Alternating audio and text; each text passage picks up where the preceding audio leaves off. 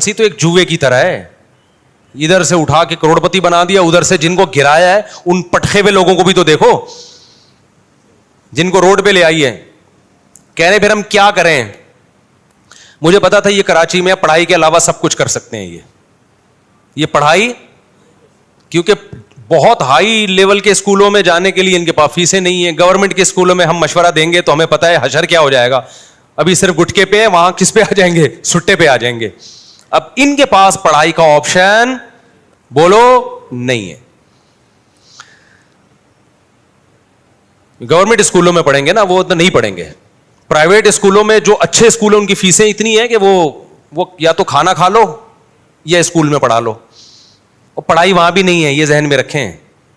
جو بہت اچھے لیول کے اسکول ہیں نا, ان میں بس اچھا سا ماحول مل جاتا ہے, وہاں بچہ بیٹھا ہوگا ذرا نہا کے آیا ہوا ہوگا. وہ گورنمنٹ کے اسکولوں میں نہا کے بھی نہیں آیا ہوا ہوگا تو آپ کا بچہ بھی تھوڑے دنوں میں بغیر نہائے جائے گا, پھر وہ یہ خطرہ ہوتا ہے.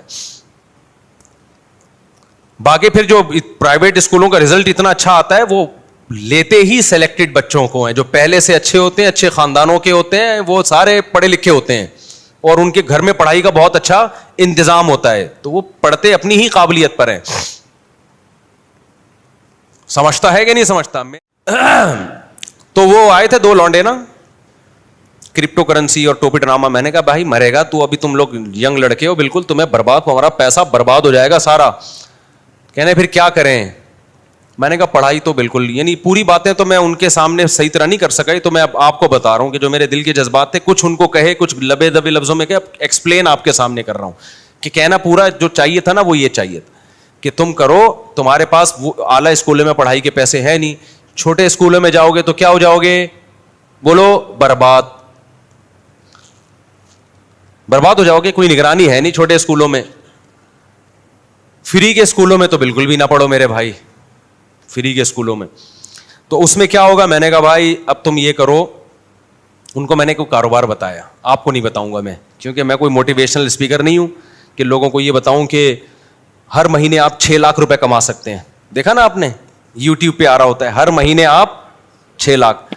اصل میں اس طریقے سے وہ ہر مہینے 6 لاکھ روپے کما رہا ہے, آپ بھی اسی طریقے سے کما سکتے ہیں کہ لوگوں کو بتائیے, ایک یوٹیوب پہ اچھا سا عنوان لگائیے, آپ ہر مہینے 1 کروڑ روپے کمائیے, تو آپ کی جو چینل ہے اس کے اتنے ویورز آئیں گے. مانیٹائز کیا ہوا ہے آپ نے یوٹیوب کے چینل, اتنے ویورز آئیں گے. یوٹیوب جو ہے ویورشپ پہ آپ کو پیسے دیتا ہے, تو وہ کمائے نہ کمائے آپ بولو کما لیں. تو میں نے ان سے کہا یہ جو ہر مہینے 1 لاکھ کمانا, 1.5 لاکھ کمانا, یہ کھوپڑی شریف سے نکال دو, یہی سارے فسادات کی جڑ ہے. اس سے انسان جاتا ہے ڈپریشن اور ٹینشن میں. کام کی بات ہے, سن لیں آپ لوگ بھی. میں نے کہا جتنے پیسے آپ کے پاس ہیں نا, جن میں تھوڑے سے گٹکے آتے ہیں, اس کو گٹکے میں ضائع نہ کرنا. تو ان کو ایک میں نے چھوٹا سا مشورہ دیا, آپ عمل نہ کریں. دیکھو ہر مشورہ ہر ایک کے لیے نہیں ہوتا, ایسا نہ ہو برباد کر دو پیسہ اپنا. میں نے کہا یار تم کچھ بھی, تم تو اس سے پراپرٹی بھی نہیں لے سکتے, اور آج کل تو ویسی بھی کراچی میں پراپرٹیاں بہت گری ہوئی ہیں. میں نے کہا تم سیدھا نا ماہرین اتوار بازار جاؤ جہاں پرندے بک رہے ہوتے ہیں, اور میں نے کہا یہ دماغ میں نہ رکھنا میں نے ہر مہینے 1 لاکھ کمانا ہے, میں نے ہر مہینے 2 لاکھ کمانا ہے, میں نے ہر مہینے 4 لاکھ. اس سے سوائے ڈپریشن کے کچھ بھی حاصل نہیں ہوگا. آپ یہ بولو میں نے اتنا کمانا ہے جس سے میری بنیادی ضرورت پوری ہو جائے.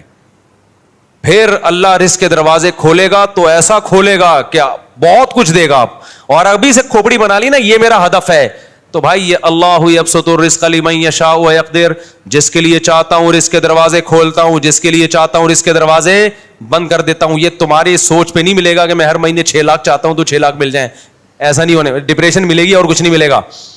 میں نے کہا آپ کے پاس جو اسباب اور وسائل ہیں آپ اس میں اسٹرگل کرو. تو میں نے کہا میں آپ کو بتاتا ہوں, ایک مشورہ دیتا ہوں, اور پہلے آپ کو بتا دوں آپ نے اس مشورے پہ عمل نہیں کرنا ورنہ کوئی مرے گا تو مجھے پکڑے گا. میں نے کہا اتوار بازار جاؤ, پرندوں کی مارکیٹ دیکھو کون سا پرندے کا نام کیا ہے اور کون سا پرندہ کس قیمت پہ بولو نا بک رہا ہے, اور کون سا بہت زیادہ بک رہا ہے جس میں لاس کا چانس نہیں. 1 مہینہ یہی کام کرو, جا کے بازار میں بیٹھ جاؤ بس, سمجھو. اس کے بعد میں نے کہا آپ کو مارکیٹ میں نا 1 مہینے میں اندازہ ہو جائے گا کہ یہ پیرٹس یا یہ برڈ ایسا برڈ ہے کہ اس کو خریدنے میں انویسٹمنٹ کم ہے اور پروفٹ تھوڑا ہے لیکن یقینی ہے. میں نے کہا وہ لا کے گھر میں ڈال دو, انڈے بچے پیدا ہوں گے, اس کو لے جا کے مارکیٹ میں بولو نا بیچ دو. سمجھتا ہے. تو میں نے کہا اپنا تجربہ شیئر کیا کہ میں نے بڑے بڑے غریبوں کو کروڑ پتی ہوتے ہوئے اس کاروبار میں دیکھا ہے. بڑے بڑے غریبوں کو دیکھا ہے کہ جنہوں نے محنت سے یہ کام کیا نا, بہت پیسہ کما لیا انہوں نے, لیکن اس میں لاس بھی بہت ہے. تو وہ پرندہ نہ خریدو جس میں لاس کا چانس ہو. سمجھتا ہے کہ نہیں سمجھتا؟ یہ جو پرندے آتے ہیں نا, یہ کیا نام ہے, چکس جو آتی ہیں, بلیک چک اور وائٹ چک آیا کرتی تھی ایک, یاد ہوگا اس کے قیمتیں آسمانوں پہ پہنچی ہوئی تھی. میں نے نہیں خریدی تھی اس دور میں بھی. میں نے اپنے گھر میں پرندے لے کے ڈالے ہوئے تھے, برڈز, بزنس کی نیت سے. وہ سستے والے پرندے ڈالے ہوئے تھے, بہت زیادہ پیدا ہوتے تھے. تو اس وقت میں آزاد گھوم سکتا تھا, میں خود جا کے یہ کام کرتا تھا, اتوار بازار جا کے کسی کو بھی پہنا کے آ گیا. تو میرے پان گٹکے کا خرچہ نکل آتا تھا اس سے. میں وہ پان کھاتا نہیں نا, گٹکا کھاتا ہوں. پان گٹکے کا مطلب میرے جتنے دائیں بائیں, اس وقت میری 3 تھیں معذرت کے ساتھ, تو میرے پان گٹکے کا خرچہ اس سے بولو نا نکل آتا تھا. ہمارے دوست نے کیا, مفتی صاحب یہ کیا کر رہے ہو یار, یہ آپ سستے والے چکس لیے بھی, آپ نے بلیک چک اور وائٹ چک لو. اس سے یہ ہوگا کہ ایک جوڑا 5-6 ہزار کا بکے گا, اور جب 100 بیچیں گے تو 5,000 کو 100 سے آپ ضرب دیں تو دیکھو فلاں نے گاڑی خرید لی, فلاں نے. میں نے کہا بھائی یہ مصنوعی چیز ہے. تو انہوں نے کیا کیا, کئی لاکھ روپے کا سیٹ اپ ڈالا, بلیک چک اور وائٹ چک کے انڈے بچے دے دنا دن ایک دم گئے, اتنا پیسہ آنا شروع ہوا. اس کے بعد بلیک چک اور وائٹ چک کی قیمتیں دھڑام سے جب نیچے آئی ہیں تو وہ بھی دھڑام سے کنویں میں چلے گئے, نیچے بھی نہیں. سمجھ میں آ رہا ہے کہ نہیں آ رہا ہے؟ بات نہیں آ رہی میرا خیال ہے. تو یہ جو جب آپ دماغ بنا لیتے ہو نا کہ ہر مہینے منتھلی اتنا, اور پھر کچھ موٹیویشنل اسپیکر جو بے وقوف ترین ہے وہ آپ کو الو بھی بنا رہے ہوتے ہیں, تو وہ آپ الو بن جاتے ہو. تو اللہ, رزق اللہ کے ہاتھ میں بھائی. آپ, حدیث میں آتا ہے نبی صلی اللہ علیہ وسلم نے فرمایا, نبی صلی اللہ علیہ وسلم کو جب 2 چیزوں میں سے اختیار دیا جاتا تھا نا, آپشن ہوتا تھا آپ کے پاس, ہمیشہ وہ آپشن اختیار کرتے جس میں نفع بے شک کم ہو لیکن نقصان کا اندیشہ نہ ہو, رسک نہ ہو اس میں. ہمارا نوجوان رسک لے کے پیسے نوٹ چھاپنے کی کوشش کرتا ہے. سمجھتے ہو کہ نہیں سمجھتے ہو؟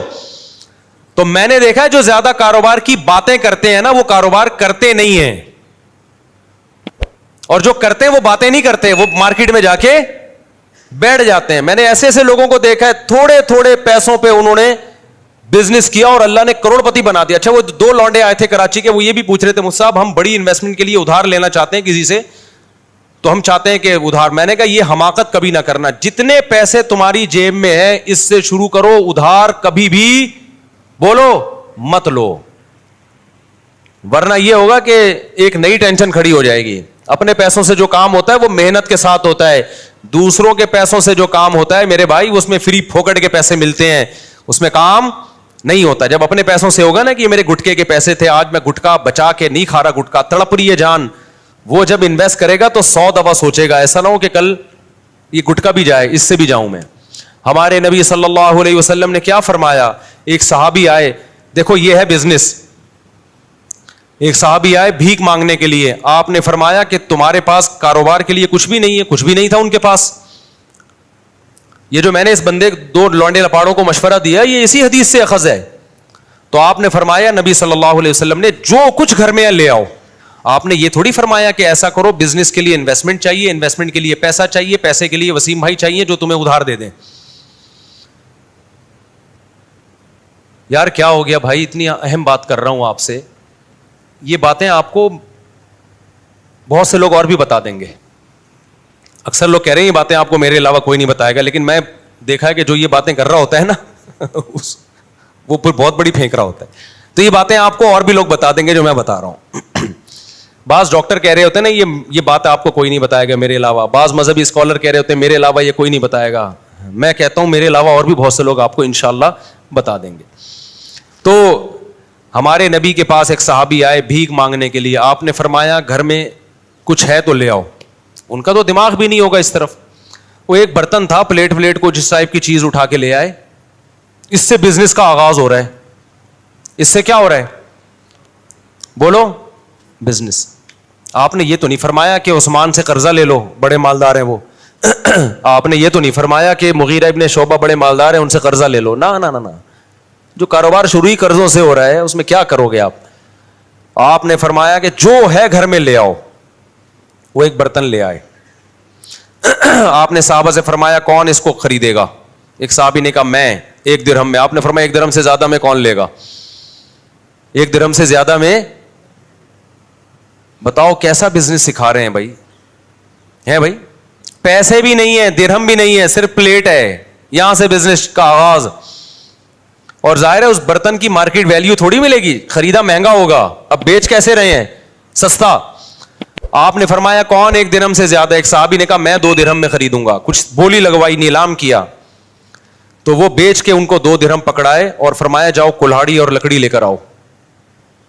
وہ صحابی گئے، دستہ خریدا کلہاڑی کا اور ایک لکڑی. آپ صلی اللہ علیہ وسلم نے اپنے دستے مبارک سے اس لکڑی کو کہاں لگایا؟ کلہاڑی میں. اور فرمایا جاؤ لکڑیاں کاٹو جنگل میں اور بیچو مدینہ میں آ کے. وہ گئے، لکڑیاں کاٹی اور مدینہ میں بیچے، تجارت کی اور 4 درہم کے مالک بن گئے. دوبارہ برتن بھی خرید لیا اور اضافی بچت کتنی ہو گئی؟ 2.